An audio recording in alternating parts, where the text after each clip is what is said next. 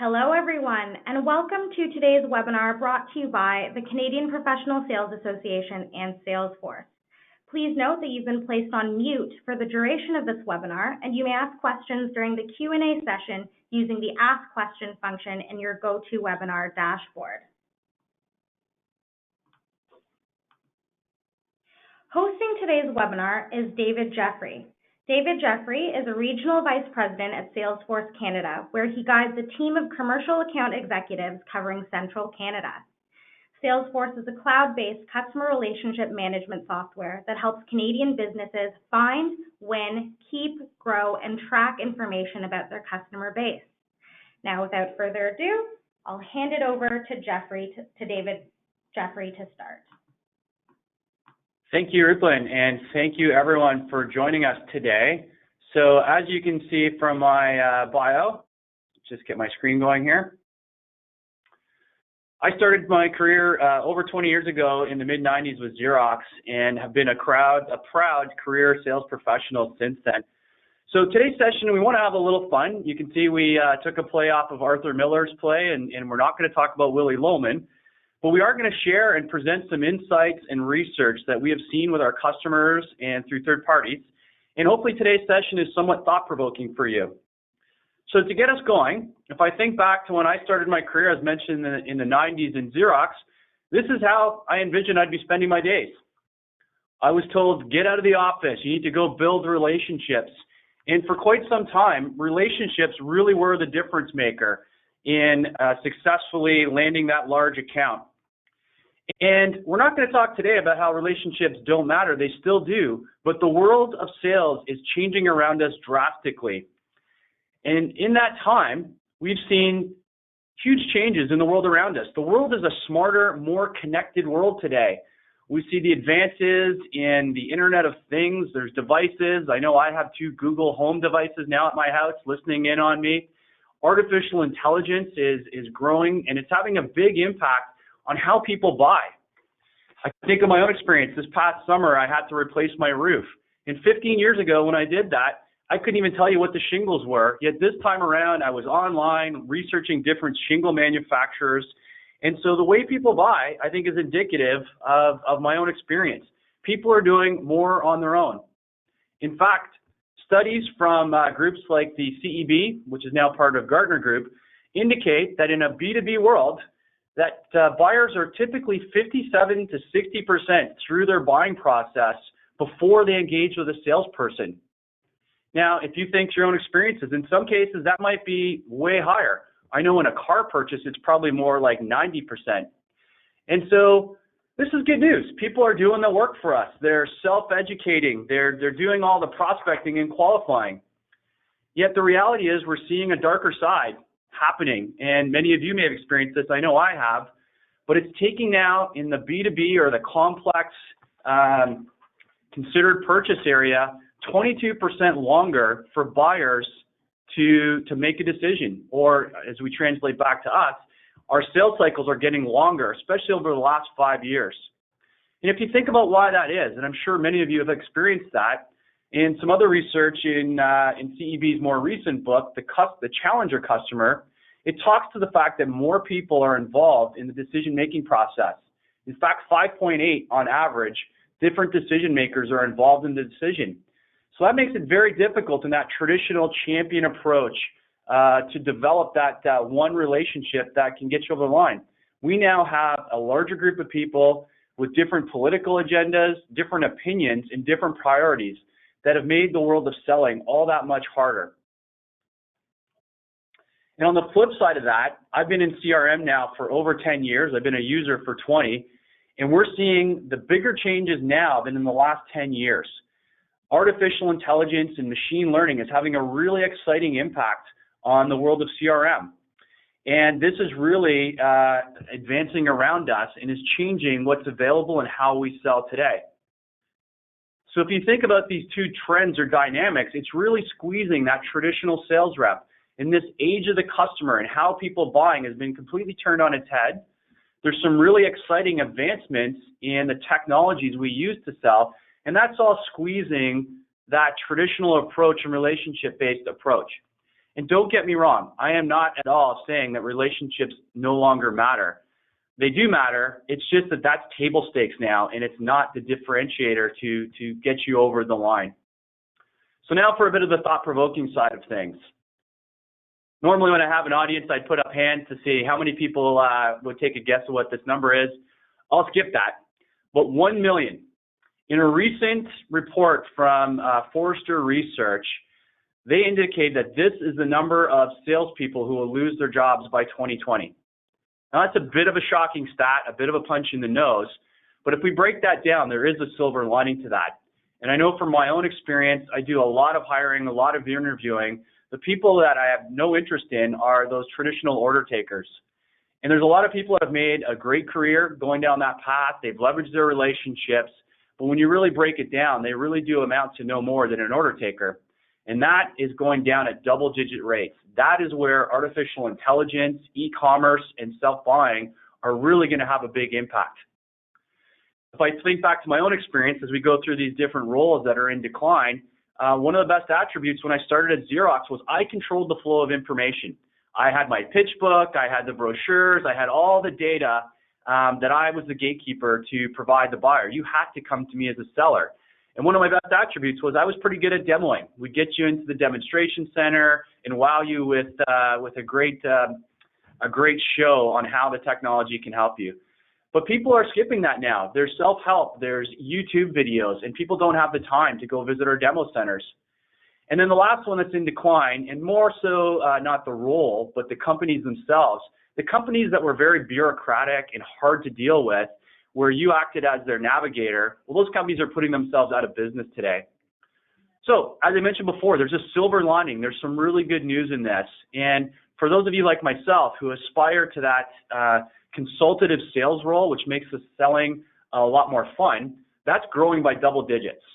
And so, with that in mind, we're going to talk about how can we alter or evolve our skills with 3 tips today on how to thrive in this new world of selling.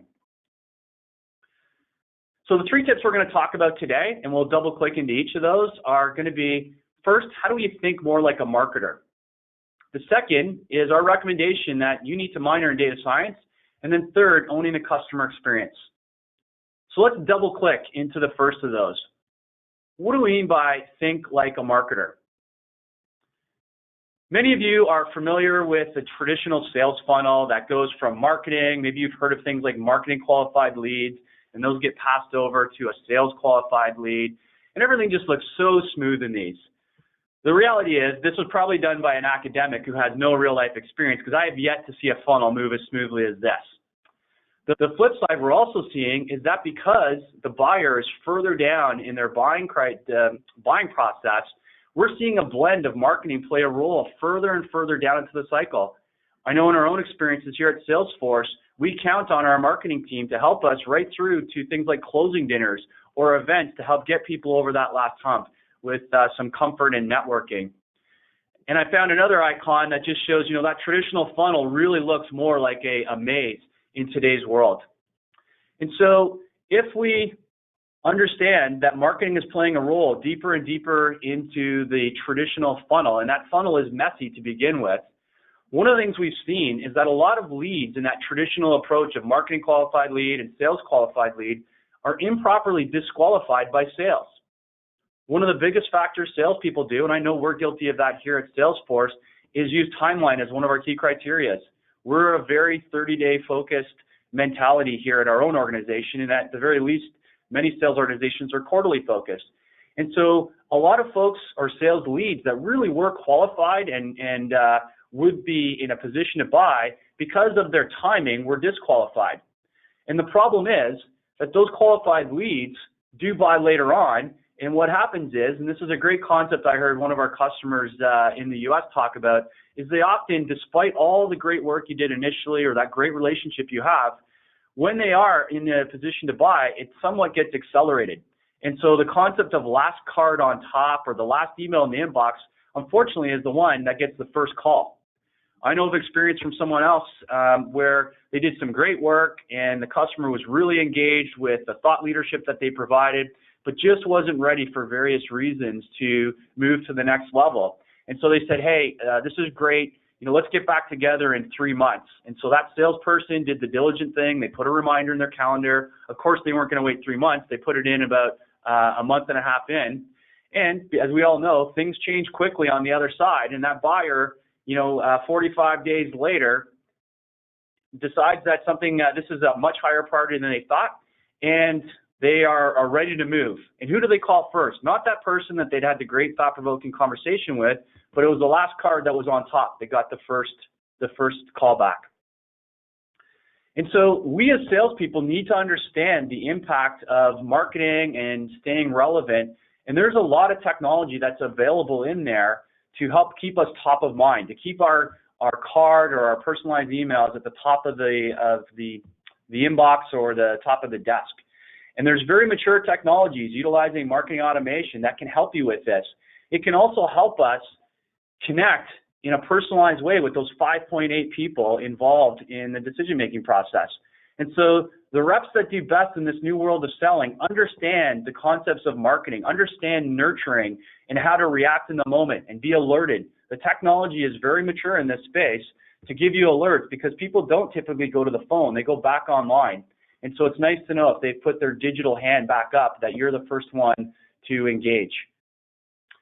And so our tip there is learn about the capabilities that are available to marketing today and get away from that traditional discord of sales and marketing, butting heads. We need to work hand in hand, and that starts a lot from the sales side with understanding the key concepts of marketing and bringing that into our everyday life. So we're going to switch gears now and talk to the second point. So not having a studio audience in here, I'm going to have to guess that if I were to ask people online how many people are data scientists, there would be a very small number of hands raising, if any. And if I were to give career advice to anyone, I have 2 teenagers in high school now, I would advise them to take a look at this space. There is a shortage of data scientists, and this is a space that's growing exponentially. But what does that mean for sales? There is no shortage of data in sales, and often it's overwhelming. If you think about the sources we have, there's our reports from our back-end systems or maybe our front-end systems. Email itself is daunting to keep up with. And then you layer on top of that all of the different contact sources we have, social media, and to top all that off as well, that tends to be, I know speaking for myself, an attribute of many salespeople, we're easily distracted. And so, what starts with you going into doing some LinkedIn research, next thing you know, you're looking at YouTube videos on funny commercials. And so data is super important. And so the recommendation here is, while we don't expect salespeople to become data scientists, we do recommend that you minor in data science. And the tools are very mature in this space to help you out with that. On the screen now is a screenshot of something we use here in terms of helping our sellers with prioritizing where they should spend time. We've created propensity to buy reports. Our product portfolio has grown so big that it's tough for us to stay on top of everything and really be prospecting smartly. And so by using data, salespeople at the individual contributor level can help prioritize where they should spend their time. And a lot of times the data highlights the fact that it's not what you thought it was, using intuition or looking at the books on the shelf. Sometimes that extra insight helps you to make different decisions and go a little deeper. It can help you with what actions to take. So on the screen you have here, we had a simple action with our team. It's, hey, these are the accounts that have a propensity to buy of these ancillary products we have. Go log a call or send an email to these and see where it goes. Probably calls they wouldn't have done on their own if they were just, carelessly dialing for dollars. And the other guidance here is that data is not just for sales leaders and sales executives. It has a real impact at the individual contributor level. And the level of technology that's available today is easy to use and can help simplify and bridge the gap in having data scientists there. The downside of that is we've all had that experience, and I'll share my own experience. A lot of time this gets associated to that so-called, and I'm doing air quotes here, older salesperson who isn't comfortable with technology. But I'll tell you a story. We've got lots of young people here, and I was working one time with a late 20s or early 30-year-old who we were doing some pricing strategy on a spreadsheet. And when I asked him to make a change to the discount level, instead of just putting that in, they popped out their phone, brought out the calculator, and recalculated on a calculator versus in Excel. So for some of you may have seen that, and we might be awkwardly laughing, because if that's you, that's a call to action that you're going to need to up-level your skill set. At the very least, if you are uncomfortable using Excel and being able to do something like a formula field and adding things together, or even a little more advanced like a pivot table, you need to invest the time to ramp up those skills. The bright side of that is the technologies now available to us as sales professionals no longer require us to be a data scientist. The capabilities are being brought down market so that you can take advantage of these things. And not just from Salesforce, there's plenty of tools out there. And traditionally, those were the domain of business analysts or others because they were very complex to use. And those have really come down to the masses. And I'd encourage everyone to research and invest in those to get that extra level of guidance and insight. And then on top of the technology, really just as important is thinking like a data scientist. And that all starts with questions. A lot of times people rave about reports, or we'll go talk and demonstrate, look at these great reports. And that's a little bit like a hammer looking for a nail. You need to start the other way around. So never start by always questioning and asking questions. As I mentioned before, get comfortable with the tools that are available, and they've really come to the masses. And then the data scientist part is learning how to interpret those results. So let's give a couple of examples of insights I would be looking for.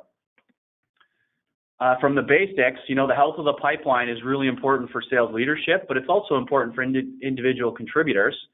We'd want to look at pipeline indicators, and there's often some simple things like age or other indicators that can give us some insight into the health of our pipe.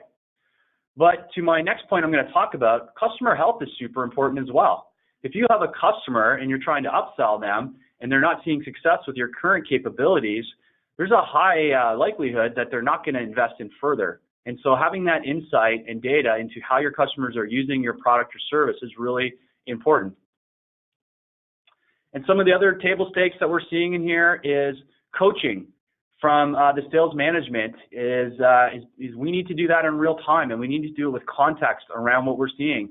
I mentioned an example of what we're doing here at Salesforce with propensity to buy, or some people call those white spacing reports, to help give us a map or a trail on where we should invest our time wisely. And then looking for areas of friction in the sales cycle. These are all areas that data can have a real impact on. So we talked about the importance of, in this new world of selling, to think more like a marketer and take advantage of the capabilities that are now available to our sellers. Really important is we need to minor in data science, leverage those to help make us smarter and more effective, whether we're in an individual contributor role or we're in a sales leadership role. Data has never been more important, and it's not going away. And the great news is the capabilities are getting easier and easier to use. So the last area we're going to focus in on, and some might say this is the area that's just the most common sense, is owning the customer experience.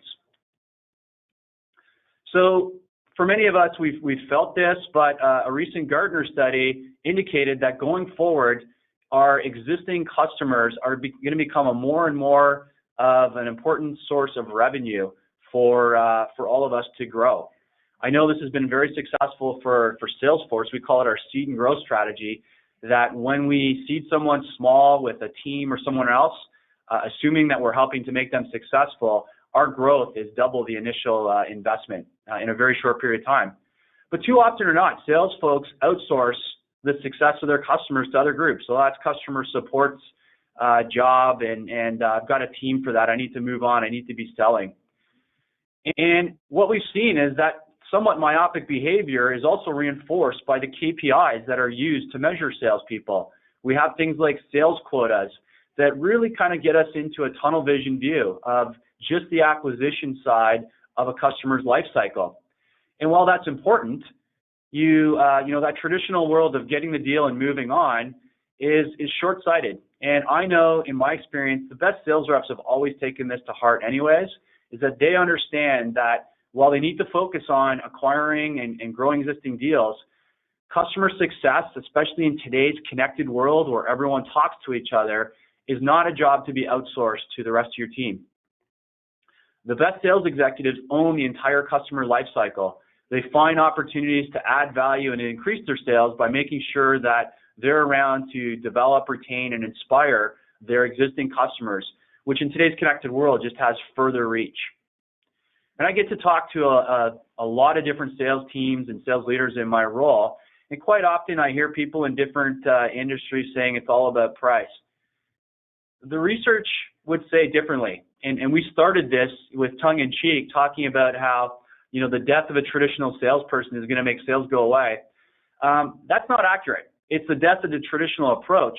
But another study that we have here, asking buyers about what they really care about, you can see by an order of magnitude, sales experience outweighs all the other views that we typically look at, including the product, price, and even the company's brand. So it's more important than ever, not less, in this new world of selling, that we provide the best experience. And to do this efficiently, we know that customer success is a team sport. And so there was another article by HBR that looked at 3 attributes of the most successful salespeople, and this is something I've seen in my own world. They typically have the best internal networks. They're the ones that people pick up the phone for, whether it's in product management, R&D, billing, whatever it is. They treat people well, and they realize that they all own or are part of a team to making your customers successful. And so by leveraging these resources, you are able to engage the right people because they pick up the phone internally. You're able to ask the right questions. And this is kind of self-serving for Salesforce, but this also has helped when you have the right tools. You have the ability to collaborate, and you give everyone the same insights or get them working off the same page. So just to reinforce that, I'm going to share an exercise we've done here at Salesforce to help bring this back.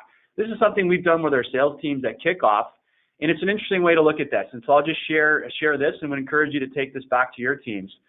And it's a little dark because I'm talking about using an epitaph as the way to do that. But if you were to pass along or win the lottery and leave the space, what would you want your customers to say about you? What would you want your sales epitaph to read? And so this is a great exercise to go through with your team. And I'm going to share my list. And what you want to do when you do this is avoid the generic stuff like, David was reliable or consistent. I mean, those are table stakes.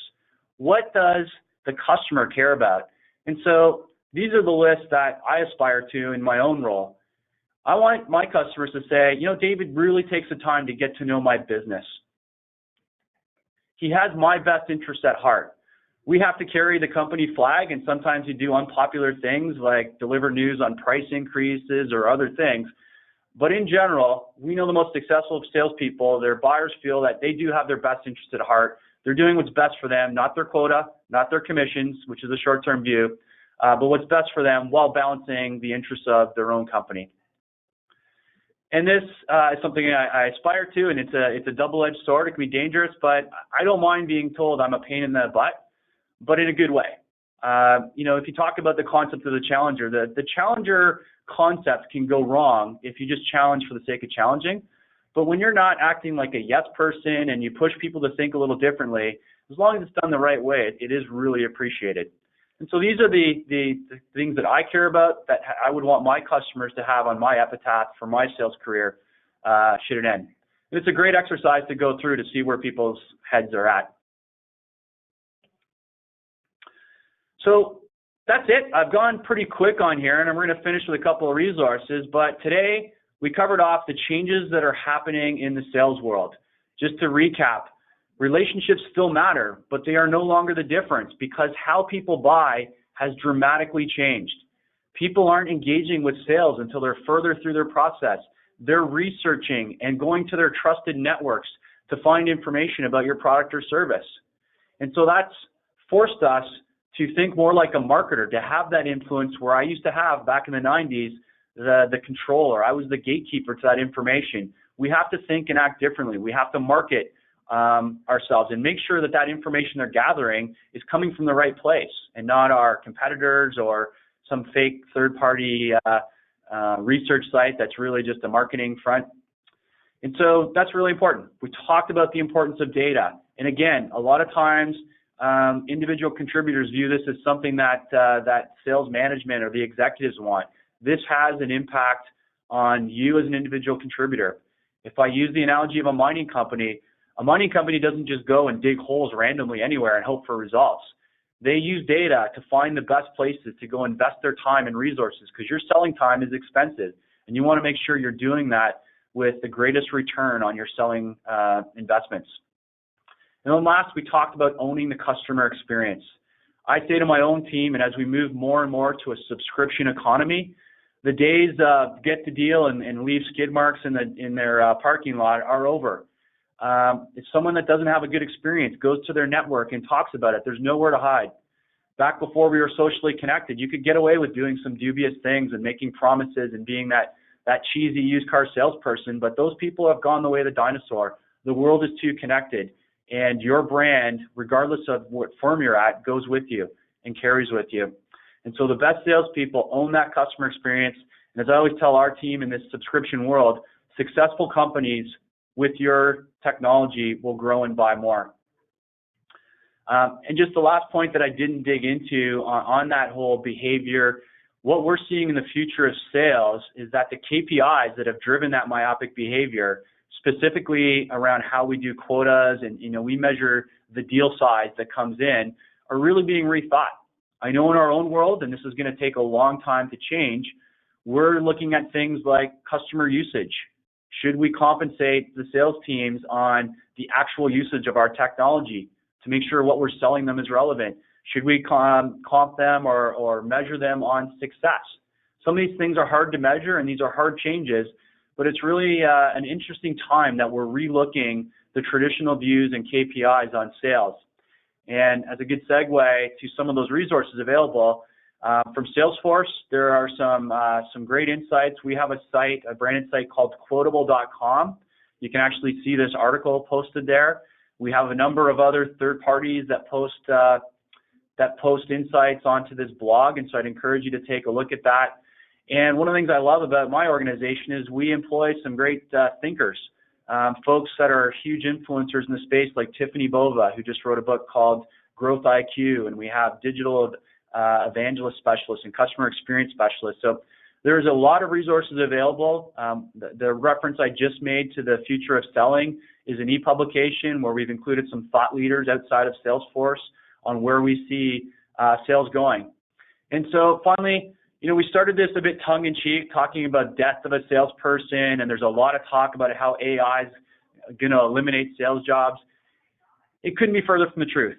It will eliminate some of the jobs that were probably at risk regardless, the order taker roles, but it's actually going to make our lives much easier. And I view, and in seeing advances, it gets me really excited in my own space about how the technology is really going to act like a personal assistant to all levels, to that individual contributor. For those of their golfers, like having a caddy with you to carry and make recommendations. And so it's an exciting time.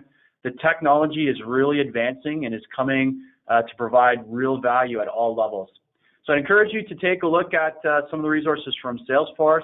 Some of my favorite books, which I've referenced here today, Challenger Customer has more recently been updated, the Challenger Sale has more recently been updated by the Challenger Customer, which I think is a great kind of backup to what we talked about here, about how the dynamic has changed from being in a sales process to being in a buying cycle. And so really encourage you to take a look at this material. And finally, of course, as a proud card-carrying member of the CPSA, there are some fantastic resources available to those that are here, some of which is available to members, some to non-members. And I would really encourage everyone to take advantage of the resources that are available, whether it's attending webinars like today's and others we have with different thought leaders, or utilizing some of the research papers that have been conducted by the CPSA. So with that, I want to thank everyone for the time. We can take some time. We moved pretty quickly through this, but I know it's lunch and a lot of people have to get back to what they're doing. And so, Rupalin, if we want to transition over to any questions that might be on there. I know I had one related to, and I just went back here. Can you give me some examples of what's available as a member or non-member on the Canadian Professional Sales Association website? For sure. Thanks so much, David. So as a product manager of the Learning Hub here at the CPSA, we do have some offerings to non-members as well as, of course, our CPSA members. For our non-members, you'll see the free resources area in the middle of the Learning Hub page, which is comprised of about 20 to 30 articles, webinars, podcasts, resources just like this that will help you, whether you're in your beginning stages of your sales career or a seasoned vet in sales. We'll be able to help you out through resources that will accelerate your performance. And if you are not a member of the CPSA, please feel free to sign up for a free trial. A link will be emailed to you at the end of this webinar to become a free trial member and have access to the Learning Hub and all of its resources. So thanks so much for asking that, Dave. Just one other additional question, and I know we'll hand it over to you to walk through those. There is a copy of this deck that's actually right in the handout section of the webinar panel, and both this deck and the recording will be made available to those that weren't able to make it or would like to forward this along. Absolutely. So please feel free to download it from your handout section, and there will be a recording of the webinar, like David just said, sent over. Serpilin, you want to open up to questions and convene here? Absolutely. You've got a whole bunch so far. So question and answer. Give me the easy one. Question and answer period is open. So please feel free to ask any questions that you might have on this webinar in the question function. First one here. Hi, David. Will the changes, reduction in certain roles, increases in others, mean a net decline in overall sales jobs, but an increase in high-value consultative roles? Good question. Great question, and actually one that there's some great research from the CPSA on. So the good news is there is a glut or a lack of skilled selling resources, and so there is an amazing opportunity. One of the things that gets me excited about working with the organization is how we're now getting into the schools.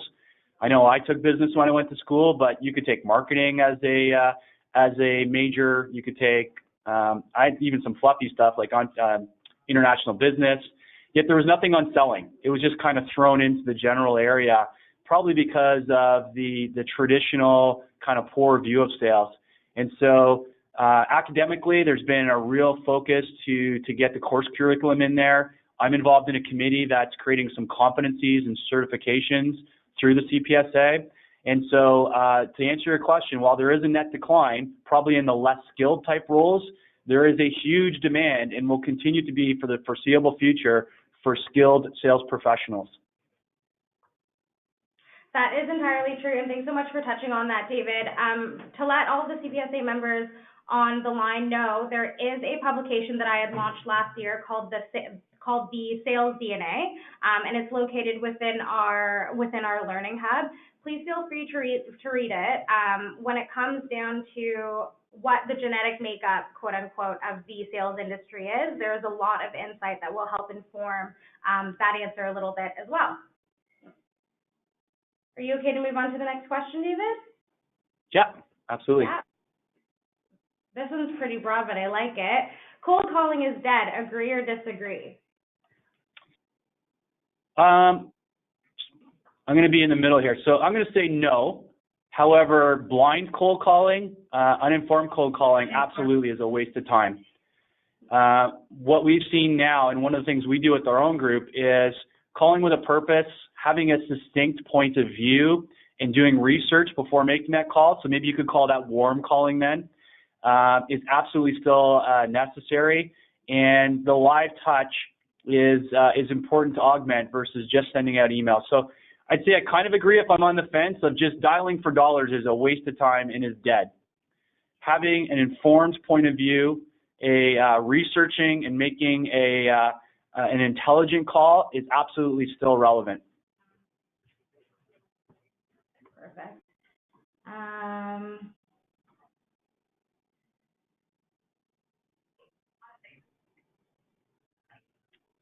We've got a few other kind of circumstantial questions here.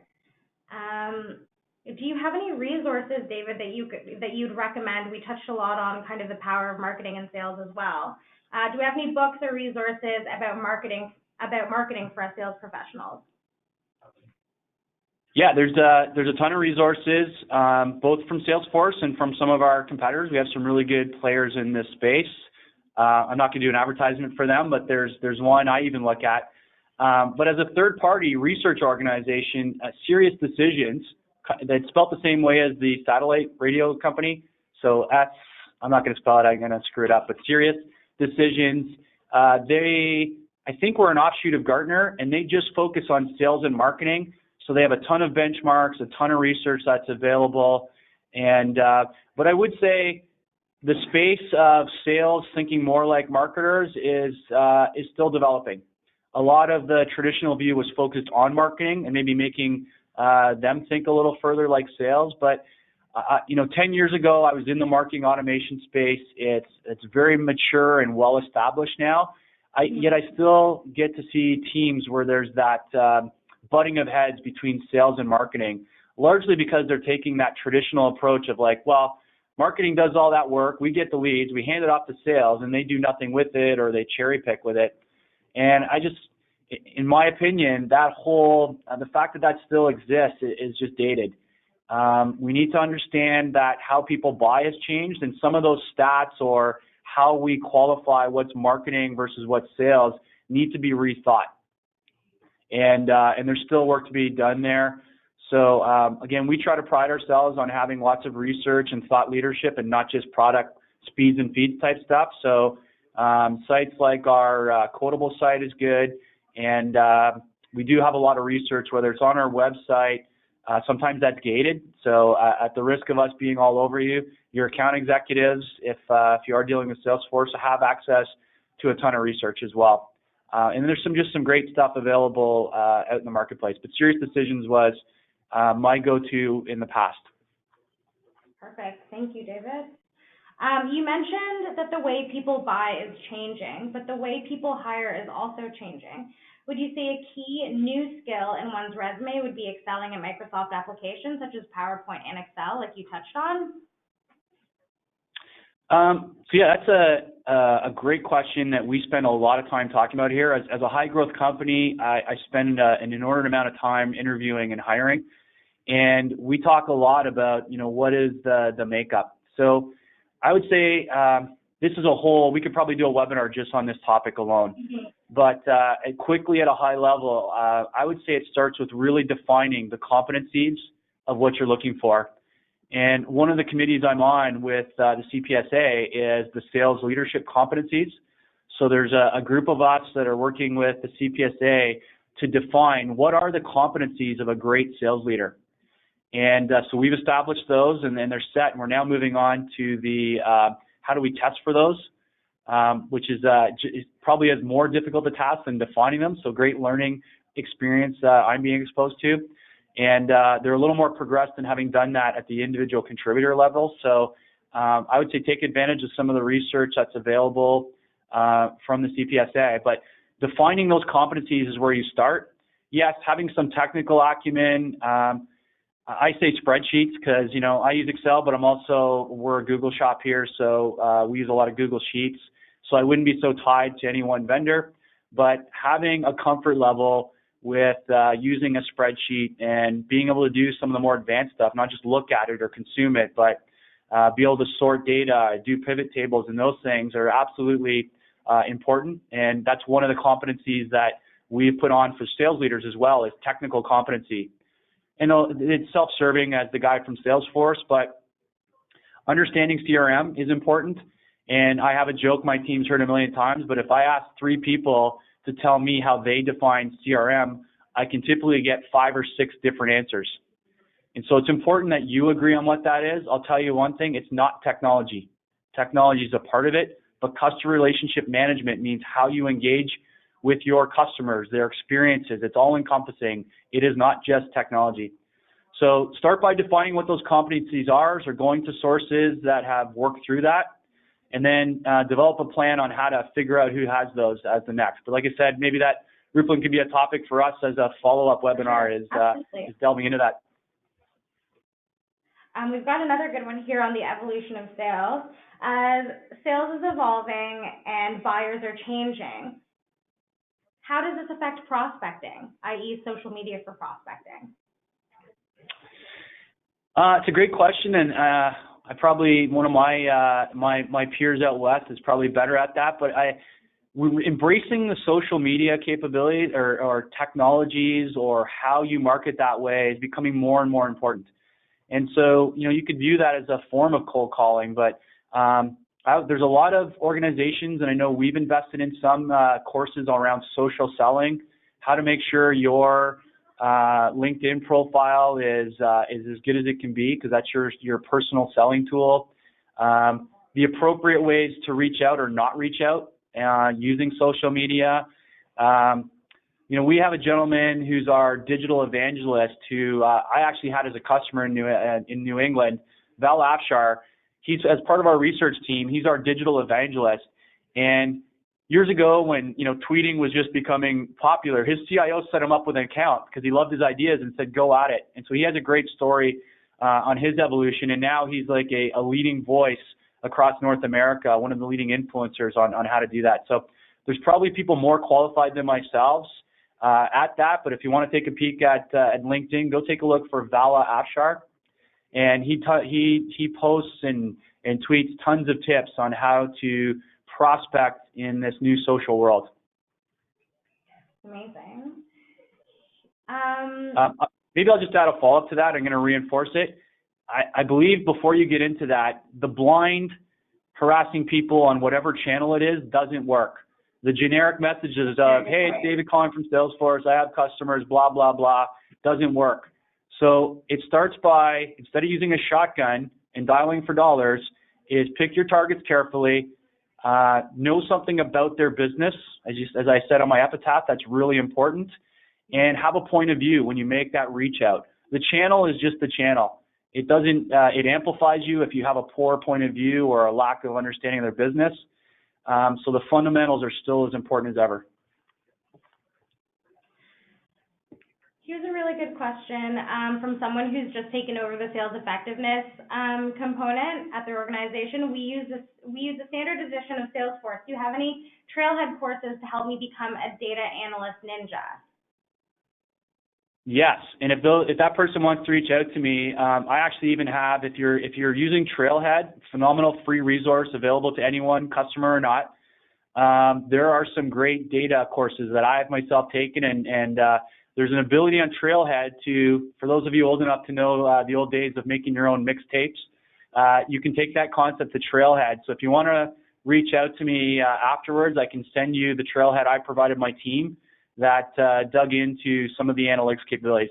And just our Trailhead site is not just about the product and technology. We've got some great content that's completely unrelated. As another example of that, Peter Drucker's Change Management, there's a bunch of course material and modules. I also asked my team to do that are available. So great resource, hands-on, theoretical, fun, you get badges. But if you want a little more detailed answer, feel free to reach out after. Perfect. Thanks, David. And I think we've got one last question here. I'm wondering if you could shed some light on your comment about keeping your card at the top of the deck. How do you manage to stay at top of mind without being overbearing or spammy? Any tips or thoughts? It's hard. The kiss of death is a, hey, just following up email or voicemail. No one wants that. And it actually hurts your credibility. So that's where, having that point of view is really important. If you're just blindly pestering someone, you might wear them down, but you're more likely to just chill all your credibility and fall back into that bucket of the stereotype of salespeople. So we emphasize a ton here, and it's hard to do, is developing a point of view, building your business acumen, understanding your customer's industry, external factors that are facing you. It's kind of what personally makes me excited about it. I'm constantly striving to keep my business knowledge up to date, learning about industries. But it's not easy. And so you have to, if you're going to keep your card on top, what you deliver in there has to have some value. So whether it's a point of view that can help them, a tip, even a link to a presentation like this, you just need something to stay top of mind. And you can't just say, hey, I'm following up. Do you have a decision yet? Do you have a decision yet? And so it's a fine balance. People have been doing that forever, and it hurts them. I wish I had a magic resource for you, but it takes continuous learning. It takes maybe help from marketing to come up with some relevant content that's not just about your products, speeds, and feeds. People are starving for information that can help their business, but finding that is the tough part. And sometimes that's as easy as subscribing to like the Harvard Business Review and forwarding an article. Hey, was thinking of you on this change management article from Harvard Business Review. So our teams try to develop a library of those so that when we put our card on top, it has relevance. I think we've got a couple more questions that snuck in here, but here's a good one. What is the role and strength of one's network in the market? Well, if you look at how people buy, I think it's more important than it's ever been. I'm not sure how you'd measure that, but you know, back in the copier days, there was some shady stuff that happened in the 90s and some shady characters. And because you could do something, it was really hard for word to get around. You could be successful in a short-term period. I think today everyone is connected. It's amazing. People can check up your background, and just everything is just more transparent. That it really makes it hard to hide anywhere. So, from a selling perspective, I think your personal brand is something you should spend a lot of time, and it takes years to build up. It takes an instant to break. One bad move or social blunder can kill tons and years of work. So it's something you need to carefully cultivate. I don't know how you measure it, and some people are better at it than others. I know my colleague, I don't know if he's on, Dean Guest is a master. He's constantly online and posting, and he's just really good at keeping his overall network informed and reaching out to everyone. But I'm probably not the best person to answer that one, but it's important. That was great. Thank you so much, David. I think that brings us to the end of the Q&A session. Well, I want to thank everyone for investing your lunch hour with me. I hope you found this a little thought-provoking. If you disagree or agree, happy to get it going. Half of it is just having these discussions and talking about the changes that are coming. So thank you, everyone, for the time, and I really appreciate it. Thank you so much, David. On behalf of the CPSA, thank you for being our host today. And of course, thank you so much to our audience for attending. If you'd like a recording of the webinar, it will be available via email, and it will be available in the CPSA Learning Hub. If you have any questions about this webinar, please feel free to email us at salessuccess@cpsa.com. Again, that's salessuccess@cpsa.com. Thank you so much, everybody.